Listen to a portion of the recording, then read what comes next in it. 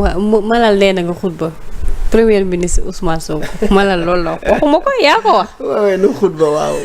d'accord alors nu usul xutba. alors Malal fu ma bëgg ñu taxaw fa tuuti gis nañu aussi ñu recevoir artistes yi.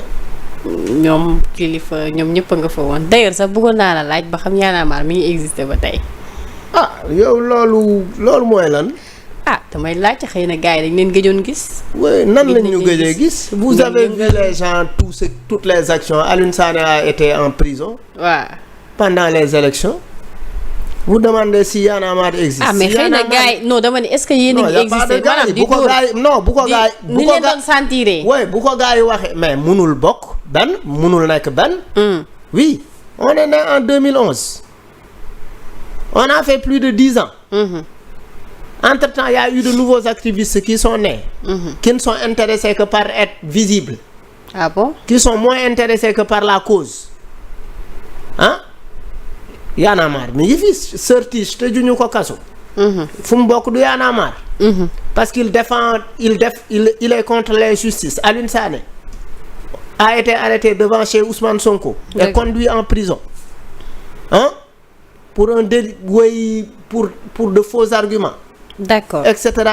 Donc en fait loolu du question. Alors rencontre bi gis naka nga ko gisee tey. Oui en fait le premier ministre reçoit qui il veut. Mais maintenant nag gëmuma ni qu'un premier ministre doit recevoir les artistes du parti. da nga jàpp ne artistes yi parti dong la. Mais il l'a dit ñi bokk ci ñun ak ñi bokkul ci ñun ñëpp. D'accord. Oui il doit recevoir tout le monde. Moi je lui avais adressé une audience il y a 4 mois. Okay. Pour me recevoir aguma. Est-ce que audience yi bëriwul? Non mais artiste bi la njëkk. dama ne est-ce que liste yu mu. Non il a d'abord reçu ses artistes mais je pense qu'il me recevra. Oui je lui ai envoyé une correspondance. J'attends qu'il me reçoive pour ñu waxtaan ci culture ak art. mais jàpp nga ni côté culture bi ñi ñu ko dénk peut-être dinañ ci indi ay joyanti. Oui, par exemple, je moi prends récemment, l'exemple de Kilifeu et de Nitdoff. Moi, j'ai reçu récemment un message et un appel tey ci suba sax wax naa ak secrétaire d'État à la culture. Ok. Il compte nous rendre visite à Guédiawaye le lundi prochain. Pour nous accompagner dans ce que nous faisons parce que nous faisons un travail important. Et qu'il souhaiterait nous appuyer. Okay. Maintenant, on souhaite bon vent à Kilifeu et à Nitdoff. Mais mun nañ la xaar nga liggéey ak ñoom. mais ci seen direction yi. mais bien sûr que oui. Kilifeu c'est un ami sama rakk la d'abord. sama gaañ la. je l'aiderai parce que c'est ça mon devoir.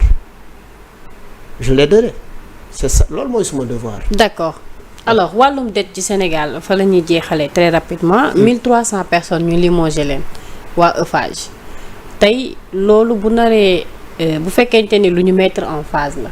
dina compliqué par rapport ak ñi nga xam ne ñu ngi fa doon daan seen doole te ku wax dette ñëpp xam nañ ne état bi dette bi fi nekk dafa yàgg c'est des décennies. bu ñu naree sukkandiku ci loolu kese pour éliminer 1300 personnes yoo xam ne ñu ngi fa doon liggéey aussi loolu war nañ ko xoolaat. waaw man pour man question bu ñu war a régler la tout de suite parce que il ne faut pas qu'on ait encore des chômeurs. Il ne faut pas augmenter le taux de chômeurs. Pour moi état lu mu mën a def lu gaaw a pour régler cette question là et puis comme que Eiffage yàgg na fii Sénégal pour man on peut trouver des mécanismes effectivement d'amortissement de cette dette là mën nañ trouver des mécanismes parce que ils font travailler des Sénégalais ils font travailler des concessionnaires sénégalais borom camion yi borom train yi borom yenn affaires yi et cetera certains ouvriers donc et puis ouvrier boo dàq c'est au moins 10 personnes une famille de 10 personnes que tu mets en difficulté. Plus aussi ñu boole ci ñi ñu limogé RTS ñu génne port. Il y a des gens qui étaient à RTS qui ont été renvoyés, il y a des gens qui étaient au port qui ont été renvoyés. Donc en fait, loolu yëpp daf ci yokk. Il faut qu'on comprenne en fait. Ouais, mais ñooñu foog ñu xam aussi ci yan conditions lañ leen renvoyer. D'accord non. Je suis d'accord. Je suis parfaitement d'accord. Mais c'était des gens qui ont été là avant le nouveau directeur. Et quand le nouveau directeur est arrivé dafa trouver ni effectivement que c'était des emplois yu gars yi forcé woon jox ko boy mais boy duñ ci dara. Je veux dire duñ ci dara c'est pas de leur faute. C'est des jeunes qui ont eu besoin d'aller travailler. On leur a proposé du travail.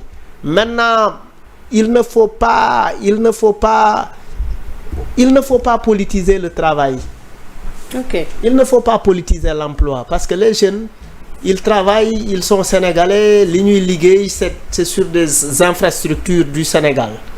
Port waa Sénégal ko moom parti politique moomu ko. ok RTS waa Sénégal c'est des directions yoo xam ne nii état bi moo ko moom. oui waa Sénégal ko moom. ay nit moomuñu ko donc pour moi c'est fondamentalement important effectivement erreur yooyu ñu bañ di ko def quoi parce que si on continue de le faire on risque effectivement de grossir la colère et la colère on le sait si elle grossit c'est pas bien. effectivement. Ouais. Alors Malal damay jeexal ak yow rek ci kaawu président Macky Sall. parce que gis nañu Horizon Sans Frontières lancé woon benn pétition pour ñu mandat d'arrêt international bon ñenn ñi ni mën na nekk ñii ni mënul nekk parce que tout simplement ñu ngi doon waxu dossier CPI mais actuellement ñu ngi ciy persister à ce que ñu arrêté président Macky Sall parce que tout simplement jàpp nañu ne li fi xew war na ci indi ay leeral man sama question fi ma koy orienté mooy lu mësta am Sénégal la te tey buñ ci doon dem est-ce que dina nekk lu facile. Oui, du facile. Mais le choix de Macky d'aller s'installer au Maroc veut tout dire. Ok. Est-ce que le Maroc est signataire de certaines conventions? Ah, c'est ça la vraie question parce qu'il y a les conventions internationales. Oui, le choix de Macky d'aller s'installer au Maroc, c'est parce qu'il a bien conscience de ce qu'il a fait. Parce que aussi Macky a fait beaucoup de choses assez bizarres dans ce pays-là. Oui, c'est-à-dire on a été dans des situations tendues, politiques tendues, qui ont mené à yu am ay conséquences yu doy waar. yu am ay conséquences yu doy waar ça aussi il faut le dire. Maintenant nag dire que lii musul am Sénégal qu'est-ce que les gens ont fait ba loolu war a mën a am Sénégal. C'est-à-dire sous Wade ça n'a pas été dit, sous Diouf ça n'a pas été dit. Pourquoi sous Macky cette question a été évoquée? Moom moo tax booy jiite réew da nga koy jiite avec humilité, da nga koy jiite avec grandeur, da nga koy jiite avec les principes démocratiques yi nga xamante ne mooy doxal dëkk boobu quoi. C'est pas parce qu'on a le pouvoir qu'on peut faire n'importe quoi avec le pouvoir. Il faut refuser d'être corrompu par le pouvoir parce que le pouvoir c'est une force, c'est un tout. C'est l'armée, c'est la justice, c'est l'argent, c'est l'influence, c'est la manipulation. Mais il faut savoir raison garder. Nit bu fekkee yàlla daf la tànn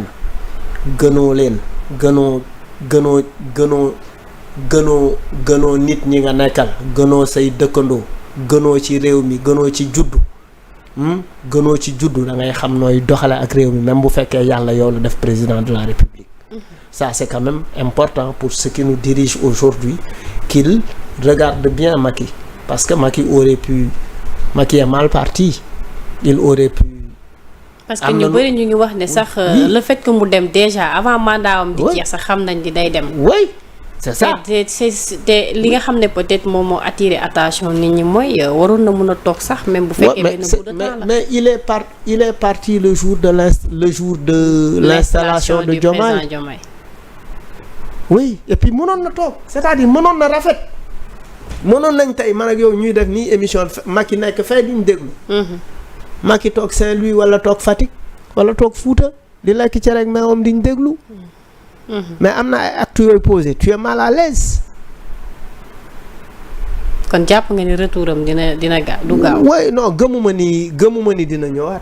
je n'y crois pas le choix du Maroc explique tout. D'accord. Merci beaucoup. En tout cas, amoon nañu un réel plaisir dalal la Fou Malade toujours égal à lui-même. jaajëf pël bu bëgg soow la dégg naa ak lacciri d'accord en tout cas merci beaucoup moo bàyyi la nga tàggatoo ak internautes yi. jaajëf j'espère que doo fi géejaat. non xool sedd kontaan bëgg di wax ni émission bi neex na lool jaajëf. merci beaucoup en tout cas amoon naa réel plaisir dalal ko di jaajëfal internautes yi nga xam ne ñu ngi ñu doon suivre depuis bi ñu tàmbalee ba léegi di leen wax rester connecté sur Sénégal 7 merci à la régie tuuti Seydina mu baax mi maa ngi koy jaajëfal bu baax a baax Fallou boutique première dame temps yi mooy jàpp ci habillement bi comme ñoom Fou Malade ci ay duñu jàpp ci combat bi suñ leen joxee ay chemise